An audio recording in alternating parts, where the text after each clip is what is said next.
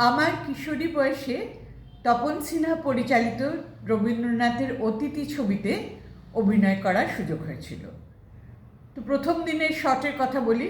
প্রথম দিন তো পরিয়ে দিয়েছে আমাকে একটা হাঁটুর নিচে 4 ইঞ্চি লম্বা একটা জামা, পুরোনো দিনের জামা, আর একটা নাকে একটা নোলক, আর চুলটা পেতে একদম দুটো বিনুনি।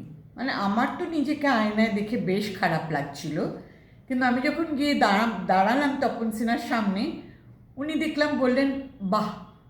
তখন আমি বুঝিনি যে ওনার কী দেখে ভালো লাগলো।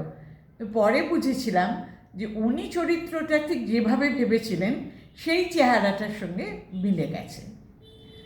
এখানে আরেকটা সিনের কথা বলি, যে কিভাবে ওনার কত ক্ষমতা ছিল অভিনয় করিয়ে নেওয়ার একটা কিশোরীকে দিয়ে। একটা সিনের আমার কিছুই উনি ডিসক্রাইব করেননি যে কী করতে হবে, সিনটা আসলে কী, কাকে কী বলার। শুধু বললেন তোমাকে একটা কী বলতে হবে, আমি ক্যামেরার পাশে একটা আঙুল রাখছি, তুমি সেই আঙুলটা দেখে বলবে কী। আসলে তখন ছিল ছবিটাতে যে আমি তখন একটু বড় হয়েছি, শাড়ি পরছি, তাই দুষ্টু চারু চরিত্রে যে অভিনয় করেছিলাম তার থেকে একটু মিষ্টি হয়ে উঠেছি, এবং নায়কের প্রতি আমার বিরক্ত ভাবটাও কমেছে।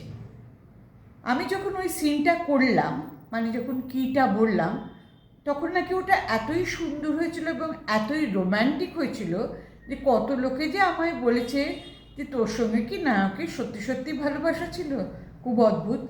কিন্তু আমার এখন মনে হয় ভাবলে যে তপন সিনহা কীভাবে একজন কিশোরীকে দিয়ে যেটা উনি চাইছেন সেটা তাকে না বলে কিন্তু ঠিক সেই জিনিসটাই বার করে আনবেন, কত বড় মাপের পরিচালক ছিলেন, সেই গল্পটা আপনাদের সামনে করতে আমার খুব ইচ্ছে করছিল।